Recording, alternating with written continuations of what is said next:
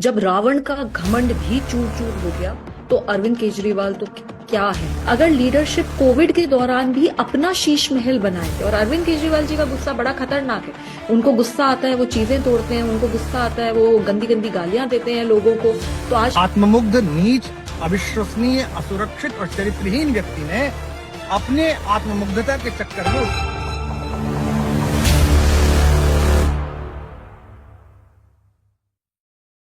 तो मैं ये मानती हूं कि बहुत जरूरी है अरविंद केजरीवाल जी बैठे मंथन करें। उन्हें गुस्सा इतना आता है, आज मैं जितना उनको जानती हूँ वो किसी भी हाल में इस वक्त मंथन के मूड में नहीं होंगे, वो इस वक्त गुस्से के मूड में ही होंगे। और अरविंद केजरीवाल जी का गुस्सा बड़ा खतरनाक है।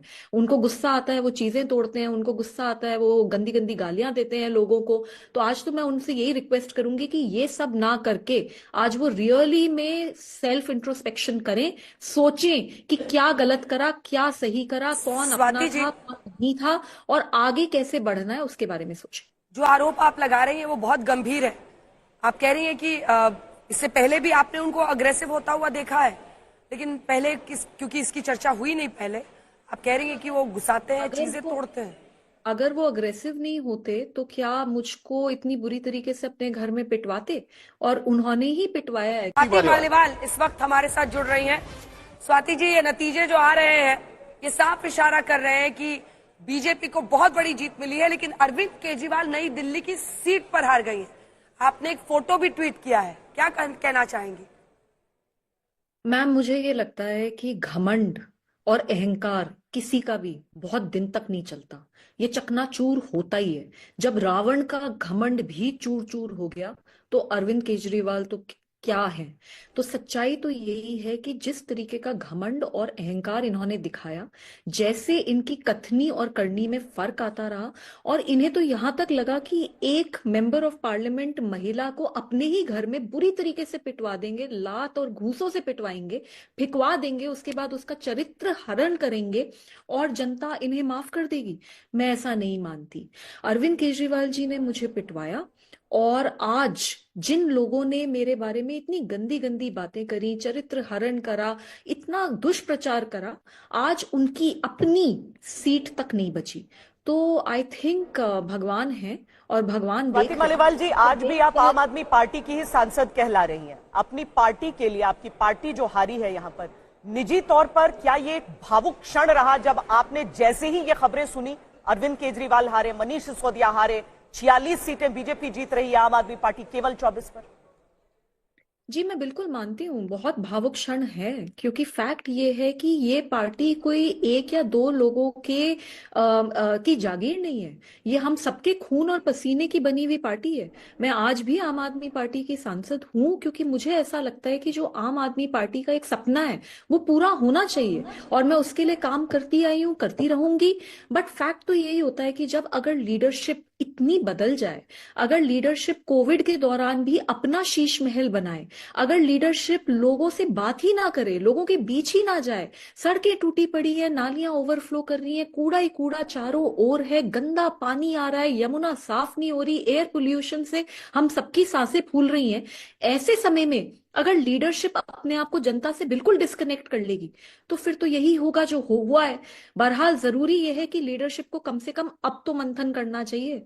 लोगों को बुलाइए, लोगों के बीच में जाइए, सड़क पे उतरिए, क्योंकि अब इसके सिवाय आपके पास कोई चारा नहीं है अगर आपको सरवाइव करना है तो। देश के करोड़ों मासूम सफरों के हत्यारों को एक छोटा दंड मिला है। प्रकृति का और नियति का बड़ा दंड उनकी प्रतीक्षा में है। महाभारत की हार दुर्योधन की हार नहीं है। दुर्योधन की हार टूटी हुई जंघा लेकर अकेले रोते हुए विदा होने में है, और दुर्योधन और दुशासन उस शिविर में जाएंगे अंततः। कुमार विश्वास के साथ क्या हुआ, आशु के साथ क्या हुआ, ये विषय नहीं है। करोड़ों लोगों ने इस देश में वैकल्पिक राजनीति का एक सपना देखा था, और एक आत्ममुग्ध, नीच, अविश्वसनीय, असुरक्षित और चरित्रहीन व्यक्ति ने अपने आत्ममुग्धता के चक्कर में उसकी हत्या की। बस ये है कि ये भाषा में अंदर भी बोल रहा था, बाहर भी बोल रहा था। मुझे दुख होता है उन सब कार्यकर्ता और उन सब छद्मवेश के कार्यकर्ताओं को देखकर जो आज भी न जाने किस लिए, या तो मोदी विरोध में या भाजपा हार जाए, इस नीच आदमी की सारी करतूत जानते हुए इससे आशा लगाए बैठे हुए थे। देखिए, आप सब मेरे परिवार से परिचित हैं। मेरी पत्नी कभी भी राजनीति में कोई रुचि नहीं रखती थी। आज जब जंगपुरा का जैसे ही सामने निर्णय आया वो फूट फूट कर रोई, क्योंकि उस मासूम महिला ने, उस घरेलू महिला ने उस अपमान को झेला है, जहां एक कपड़े भर की सत्ता आने पर इन निर्लज्ज लोगों ने अहंकार की पराकाष्ठा की थी। तो मैं भारतीय जनता पार्टी के नेतृत्व को बधाई देता हूं, विशेष रूप से प्रधानमंत्री और गृह मंत्री की अपार मेहनत और उनके कार्यकर्ताओं के संगठन को पूरी बधाई देता हूं, और आशा करता हूं कि दिल्ली के जख्मों पर वे अपने प्रशासन से, अपनी विनम्रता से एक मरहम का काम करेंगे। और मैं उन सब आम आदमी पार्टी के कार्यकर्ताओं से कहता हूं जो अभी भी दुर्योधन के शिविर की तरफ आशा लगाए बैठे हैं कि बच्चों अपने अपने घर लौटो, किसी और पार्टी में राजनीति करनी है वहां कर लो, कम से कम वो कह के तो करते हैं कि हम राजनीति कर रहे हैं। वो ये तो नहीं कहते कि हम कुंभ में आश्रम लगाने वाले, हम तो महामंडलेश्वर बनेंगे, बाकी सब नीच लोग हैं। या व्यापार कर लो, या मेरी तरह राघवेंद्र राम की शरण में जाओ, कृष्ण की शरण में जाओ।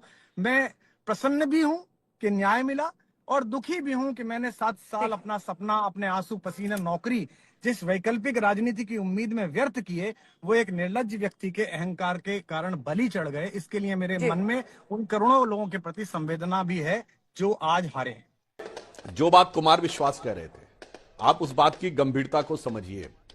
एक दौर आया था 10-12 साल पहले जब बहुत से लोग इस विचार में आ गए थे कि कांग्रेस का जो भ्रष्टाचार था उससे निजात दिलाने के लिए कोई ईमानदार प्रयास हो रहा है।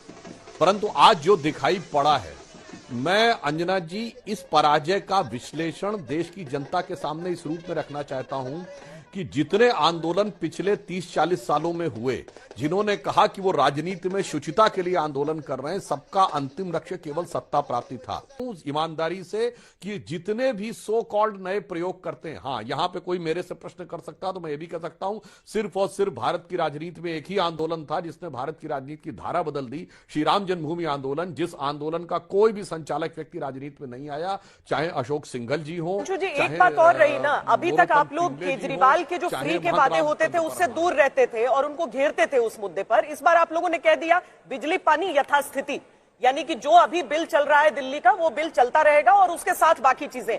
तो ये घोषणाएं भी तो उनकी पिच पर जाकर जो आप खेले, वो भी तो आपके रन बनाने में निर्णायक रहे। देखिए, जो आपने बात कही, किसकी पिच थी और कौन उस पे जाके बेहतर बैटिंग कर सकता है, अगर उस शब्दों में उसको प्रयोग किया जाए तो यह भी होता है कि इस बैट्समैन पे कॉन्फिडेंस ज्यादा है। हमने यदि कहा था कि हम जो मुफ्त देंगे जिन चीजों को, हमने सेलेक्टिव होके कहा, उसके बाद जो जो हमारे देश की आर्थिक स्थिति बेहतर हुई, जैसे मुद्रा योजना पहले 10 लाख थी, हमने 5वीं अर्थव्यवस्था बनने के बाद 20 लाख किया। जब महाराष्ट्र की सरकार हमारी आई है, आप चेक कर लीजिए जाके, उस समय एक दौर में कर्नाटक आगे निकल गया था महाराष्ट्र से। हमारी सरकार आने के बाद महाराष्ट्र की स्थिति सुधरी, महाराष्ट्र देश की नंबर 1 की इकोनॉमी, हमने कहा हम देंगे और दे दिया। मध्य प्रदेश में लाडली लक्ष्मी योजना, लाडली बहना योजना नहीं, लाडली लक्ष्मी योजना हम उस जमाने से चला रहे हैं जब यूपीए था। देखिए, मुख्यमंत्री कौन होगा ये पार्टी का सेंट्रल पार्लियामेंट्री बोर्ड तय करता है, परंतु एक बात के लिए आप आश्वस्त रहिए, जो भी मुख्यमंत्री होगा वो बहुत निष्ठा और जी तोड़ मेहनत के साथ कार्य करते हुए दिल्ली को, उसके वास्तविक गरिमा को पुनर्स्थापित करेगा, जो इस उभरते भारत की राष्ट्रीय राजधानी क्षेत्र का होना चाहिए।